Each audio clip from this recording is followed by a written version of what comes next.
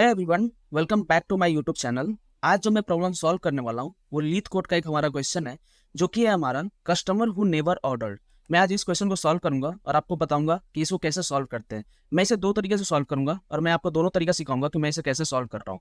आप देखोगे यहाँ पे कि हमारे पास एक कस्टमर टेबल है जिसमें कि कॉलम है IT एंड नेम।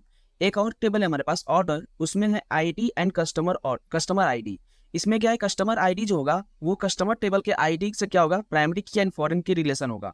आप यहाँ नीचे देखोगे हमें क्या करना है, right a solution to find all customer who never order anything. अगर कोई कस्टमर ऑर्डर करता है तो इस टेबल में सेव होता है, ऑर्डर टेबल में सेव होता है उसके कस्टमर आईडी के अकॉर्डिंग। अगर कस्टमर आईडी ऑर्डर टेबल में प्रेजेंट नहीं होगा, इसका मतलब वो कस्टमर हमारा कभी भी ऑर्डर नहीं किया है। तो हमें ये फाइंड करना है।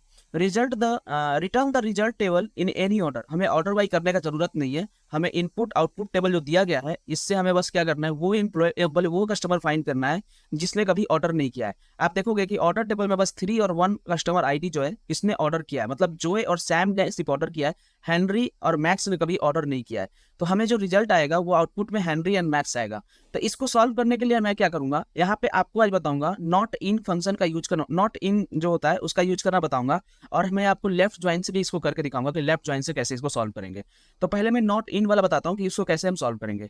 तो मैं यहाँ लिखूंगा सेलेक्ट, यहाँ पे जो कस्टमर्स है ये कस्टमर्स क्या है, नेम है।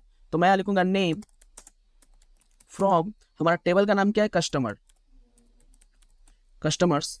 अब इस कस्टमर्स में जो ये नेम है इसका हमें क्या करना है, इसका एलियास देना पड़ेगा, क्योंकि इनको आउटपुट में इस कस्टमर का नेम जो लाना है एज कस्टमर हमको लाना है। तो मैं यहाँ पे क्या करूंगा, Ctrl+Z करता हूँ, ये बहुत ज़्यादा हो गया। मैं इसे यहाँ से कॉपी करता हूँ और मैं यहाँ पे क्या करता हूँ, इसको पेस्ट करता हूँ। अब ये कस्टमर्स हो गया। अब इसमें क्या करेंगे, हम लिखेंगे वेयर आईडी जो होगा नॉट इन, ये जो आईडी है वो कस्टमर टेबल का आईडी है, वो नॉट इन में हम क्या करेंगे, हम यहाँ लिखेंगे select customer ID, customer ID from, table का नाम क्या है, ऑर्डर्स। तो मैं लिखूंगा ऑर्डर्स। ये जो कस्टमर आईडी जो होगा वो नहीं होगा आईडी में, तो ये क्या करेगा, हमें प्रिंट करेगा। तो मैं इसे जब रन करूंगा तो आप देखोगे इसमें क्या होगा, हमारा टेस्ट केस रन होगा। टेस्ट केस रन होने के बाद हमें यहाँ पर रिजल्ट मिलेगा। तो ये हमारा एक्सेप्टेड करके रिजल्ट मिल गया। इसका मतलब जो है हमारा इनपुट जो दिया गया था उससे मेरा जो आउटपुट है वो एक्सपेक्टेड आउटपुट से मैच कर रहा है।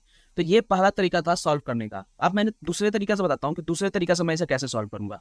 दूसरे तरीके से सॉल्व करने के लिए मैं क्या करूंगा, जो हमारा कस्टमर टेबल है मैं उसको ज्वाइन कर दूंगा। मैं यहाँ लिखता हूँ सेलेक्ट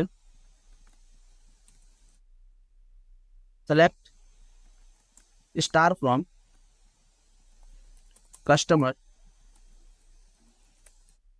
ये जो कस्टमर टेबल है हमारे पास, कस्टमर्स टेबल जो है एच सी कर लेता हूँ। इसको मैं लेफ्ट ज्वाइन कर लेता हूँ, लेफ्ट ज्वाइन।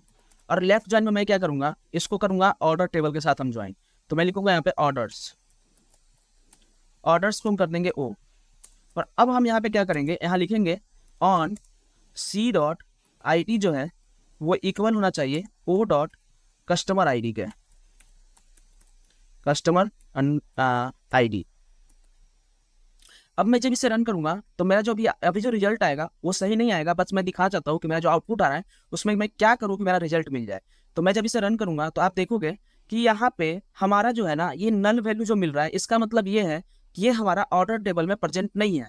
तो मैं यहाँ क्या करूंगा, स्टार को रिमूव करके और मैं यहाँ पे सी डॉट यहाँ पे नेम कर दूंगा। मैं कस्टमर टेबल का नेम पिक करूंगा और ये जो कस्टमर्स है उसको एलियास दे दूंगा। मैं यहाँ पे लिख दूंगा एज कस्टमर्स। और यहाँ पे क्या करने वाला हूँ, मैं वेयर क्लोज में फिल्टर लगाने वाला हूँ। वेयर हम यहाँ लिख देंगे O dot customer I D, O dot customer I D is null. ये क्या करेगा, इज नल में क्या करेगा, अगर नल वैल्यू है तो उसको क्या करेगा, एक्सक्लूड कर देगा।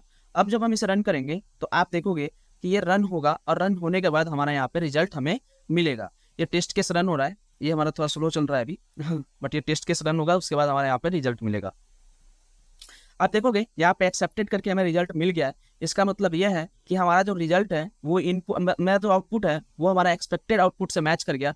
और ये हमारा क्या है, इस तरीके से मैंने दो तरीके से इस क्वेश्चन को सॉल्व किया। अगर आपको वीडियो पसंद आया हो तो वीडियो को लाइक कीजिएगा। अगर आपको कुछ समझ ना आया हो तो आप कमेंट सेक्शन में पूछ सकते हैं हमसे, मैं आपको जरूर बताऊंगा कि कैसे इसको सॉल्व करेंगे। तो कैसे मैंने इसको सॉल्व किया, क्या मैंने सोचा है, मैं आपको वहाँ पे एक्सप्लेन करने का जरूर कोशिश करूंगा। मिलते हैं नेक्स्ट वीडियो में। Thanks for watching, bye bye.